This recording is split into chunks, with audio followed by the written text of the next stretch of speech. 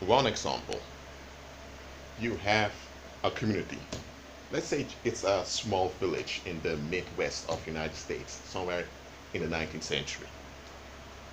And you have those cowboys that come every end of the month and they ride around with their horses and they pull off their hats and they go around to people.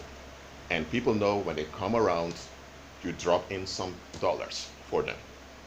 That's what they do every month. And that gang lives off of doing this. They pass through many towns in the Midwest collecting taxes, even though they're not government officials and they're not authorized to receive taxes. And then, let me say this, I'm going to give another illustration now. It's a bit similar. You're in a shop. You're about to pay for what you want to purchase. Someone enters in, looks very angry, and he pulls out two guns with both of his hands. And everyone in the shop is scared. They're pulling their hands up. Please don't shoot. And the cashier knows, okay, I need to hand over the money. What's going on here? In the second parable, there is a guy that enforced an expectation. And that expectation was that he wants money. He couldn't justify demanding money from the cashier just like that. He's not the owner of the shop, but he can come in and say, okay, I want to collect the money from the shop because I want to bring it to my account. He's not a taxation officer that was sent because the owner of the shop didn't pay taxes. Now it's coming to confiscate the taxes directly. He doesn't have the entitlement, according to society, to demand any money from the cashier. So he doesn't have the authority. But he does have power because he's able to make people comply with his demand. And it's primarily violence that he's using, but he has power in that situation. In the first parable, it's actually the same thing, but you have a group of people doing it. And such things happened in the past. Okay? So, in this case, you had a gang that arrived in a town, and when they demanded payment, because they allegedly protect the town, when one of the civilians said to them, "No way I'm giving you my hard-earned dollars," that individual was shot. And throughout this town, this was a trauma. People were shocked. People just gave in their money. Then, at the next month, they came again, and people knew, okay, we just gave them what they want because we don't want anyone to die here. And throughout the Midwest of the United States, this news was spread, so everywhere those men arrived, people knew just hand them the dollars. And for years, they managed to drain the finance of the people like that. Now, those are two examples in which perpetrators knew they had to enforce their expectation or else nobody would comply. Evildoers know that to get what they want, they need to act. They know it, they're practical. And they know that what they want cannot be justified or it's not desirable, so they need to either force people with violence to comply, or they need to trick people by deception to work in their favor. Perpetrators out there, they're practical. The gang in the first parable, they used a trauma to condition the masses to comply with them. In the second parable, the guy used an immediate threat of bullets because he knew it would work. Because he knew if he would just enter the store with an angry face and scream for money, they could kick him out of the store and he may even be wounded. So he knew for his own safety, he needs to have something to enforce fright in the people to comply with him. Another thing, when you have police officers that have to catch bad guys, they know without arms they're finished. So they need to carry a bulletproof vest and need to carry their arms. Now why am I giving these examples? In pagan Christianity, you're taught never to force anything down anyone's throat, to always respect people's wills. also respect the know of other people. But check this out. Those reprobates out there, do they value your will? No, they don't. They do whatever they want to do, how they want to do it, because they will it, so they will it, so it's all right.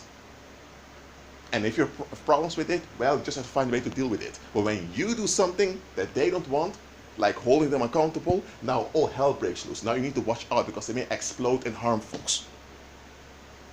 They have the right to enforce limitations on you, which they call boundaries.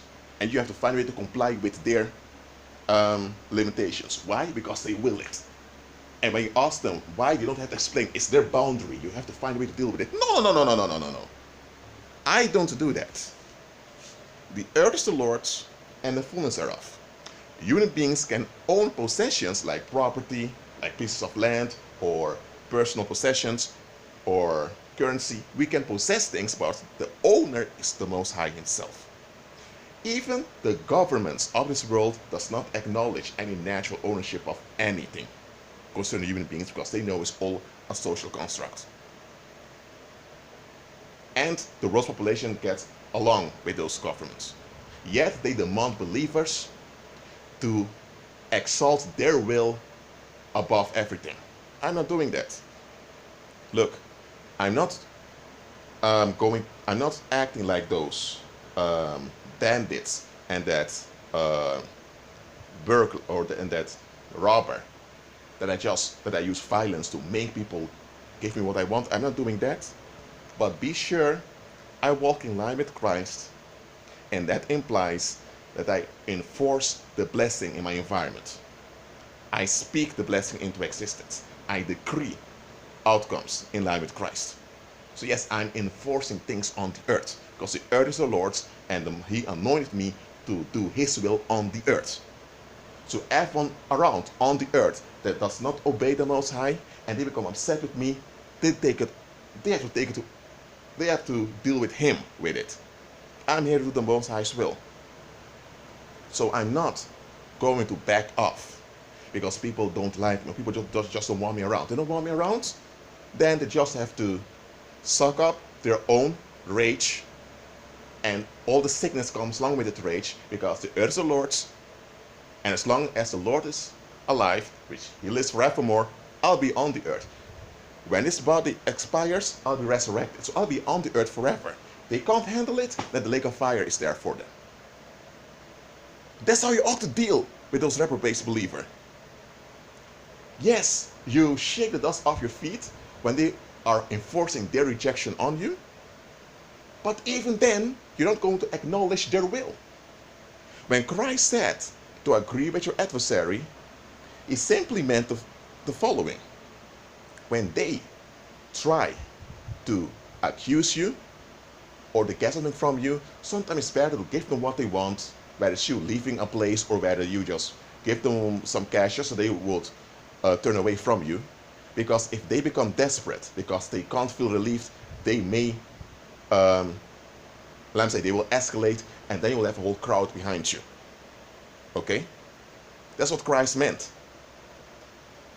But the best thing is to anticipate them being upset with you so that when they even try, it already backfires and they can't go any further. Because what Christ said is true. Christ gave a parable like, let's say you're on your way with someone on the road and someone argues with you. According to the Roman law, because the Roman Empire ruled the world back then, if there was a dispute, you had to arrange it between you and the individual or between you and the other party. If there was no arrangement that was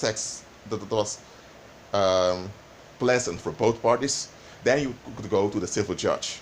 But once the civil judge takes over the case, the civil judge now enforces an outcome.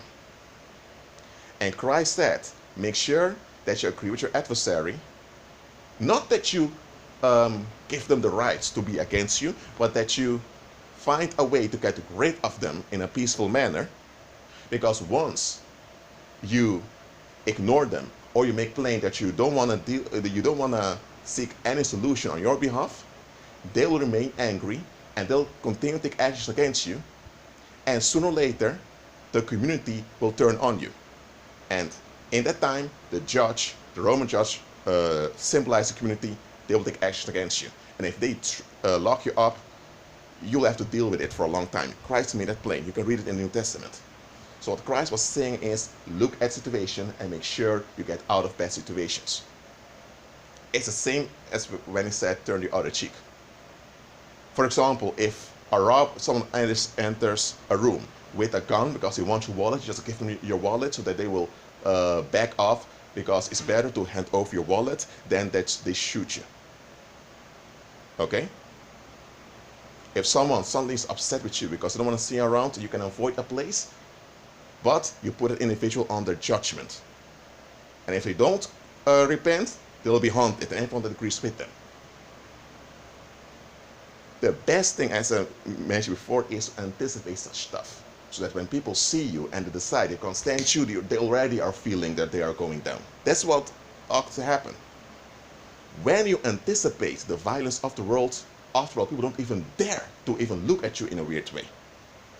I've experienced that. Nobody dares to just act out the dissatisfaction towards me in my face, not even behind my back, because they know there are repercussions haunting them. And I will keep walking around freely on God's earth, which He created, and wherever there's a problem with that, fire on them. And the fire will haunt them wherever they are on the earth, because the whole earth is God's jurisdiction. That's how you ought to do it. Agreeing with your adversary does not mean that if they can't stand you, you agree with them against yourself. It doesn't mean when they demand something from you, you just think, okay, you demand something, you will it, I don't know why, I just have to give to you so that you are at peace. No, that's not agreeing with your adversary. It's a statement that makes plain that you need to agree that they are angry, agree that they're upset, agree that it's their issue, not yours, so you do what's practical to get rid of their presence. That doesn't include killing them nor harming them, but you make sure you get rid of them so that they aren't around you. And as I mentioned before, you anticipate this so that when the situation comes, they're gone easily. Too many believers, they are distracted, so they actually are waiting until an adversary presents itself. No, when they present itself, they're already desperate and already are willing to explode. No, you ought to be in anticipation so that if their adversaries are around, they already feel the danger of thinking in a wrong way or feeling wrong about you, that they cut off, that they decide they're going to drop it. That's how it ought to be. That's how you walk in victory. Or do you want to be a pleasant victim that should take all the all the filthy energy of the world? Do you want to become energetic toilet paper so people can just victimize you because they're upset? No. Because that is what happens when you as a believer don't walk in the power. There are believers that don't walk in the power, and that's why the environment uses them as toilet paper. That's not God's will. It's not God's will either that you become militant, begin to smack people's heads to pieces. That's not God's will either. God's will is for you to walk in the power, anticipating the violence and danger around you. Because by anticipating them, you are overcoming them, you're overruling them, you're trampling upon them, and all those that are participants of the violence will destroy themselves in the process of participating and holding on to that violence, and everyone else's citizens will see God's power working through you. This is God's will. So, agree with Christ. Be at peace.